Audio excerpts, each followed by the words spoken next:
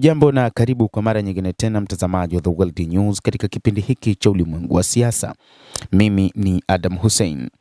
Ripoti zinaeleza kwamba waziri mkuu wa Israel Benjamin Netanyahu katika kipindi cha vita kati ya Marekani na Israel dhidi ya Jamhuri ya Kiislamu ya Iran alifanya safari ya kihistoria katika nchi ya Umoja wa Falme za Kiarabu katika kujenga uhusiano kati ya nchi hizo. Hata hivyo, ni ziara ambayo ilifanyika katika nyakati ambazo kulikuwa na vita vikali kati ya Israel pamoja na Marekani dhidi ya Jamhuri ya Kiislamu ya Iran, jambo ambalo wakati huu Umoja wa Falme za Kiarabu unakanusha taarifa ambazo zimeeleza waziri mkuu huyo wa Israel alifanya ziara hiyo ya siri katika nchi hiyo wakati wa kipindi cha vita. Katika taarifa iliyotolewa na Wizara ya Mambo ya Nje ya Umoja wa Falme za Kiarabu, serikali hiyo ilisema Umoja wa Falme za Kiarabu unakanusha taarifa zilizochapishwa kuhusu ziara ya waziri mkuu wa Israel au kupokea ujumbe wa kijeshi wa Israel.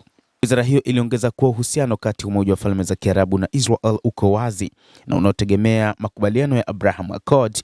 Hivyo ziara zote rasmi na mikutano hutangazwa hadharani na hufanyika kwa wazi.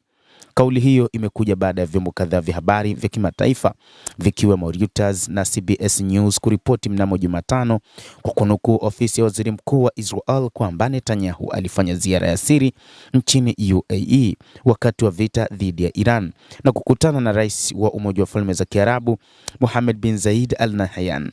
Awali ofisi ya Netanyahu ilikuwa imesema ziara hiyo iliashiria hatua ya kihistoria katika uhusiano kati ya Israel na UAE. Wakati huo huo, gazeti la Israel Hayom limeripoti kuwa Israel ilipatia Umoja wa Falme za Kiarabu mfumo wa ulinzi wa anga wa Iron Dome wakati wa vita vya hivi karibuni, madai yaliyonukuliwa kutoka kwa Mike Waltz ambaye alisema Umoja wa Falme za Kiarabu ilionekana kutumia mfumo huo uliotolewa na Israel. Inadaiwa pia kwamba Israel pamoja na UAE zinajipanga katika mapambano makali dhidi ya Iran, na ni kipindi ambacho sasa Israel imepata mshirika katika eneo hilo la Mashariki ya Kati ambapo ilitafuta kwa muda mrefu. Kwa upande wa Iran, imezungumzia na kuibua hisia kali kufuatia taarifa hizo za ziara ya waziri mkuu Netanyahu nchini United Arab Emirates, akisema kuwa hatua hiyo tayari imefahamika na vyombo vya usalama vya Iran muda mrefu uliopita.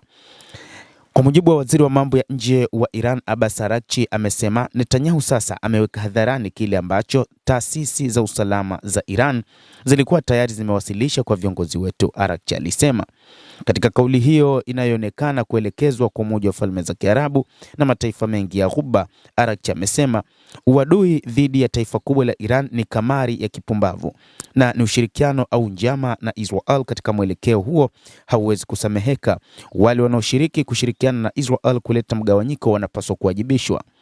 Kauli hiyo imekuja wakati wa taarifa kuhusu ziara ya siri ya Netanyahu nchini UAE wakati wa vita dhidi ya Iran vikiendelea kuzua mjadala mkubwa wa kimataifa.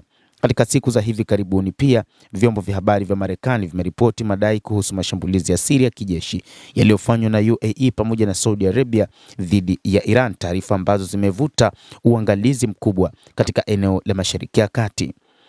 Endelea kutufuatilia mtazamaji, lakini ni kusihi usisahau kulike, usisahau kucomment, kadhalika kusubscribe channel yetu hii upate habari hizi kwa mapana kupitia The World News. Mimi ni Adam Hussein, endelea kuwa nasi wakati wote.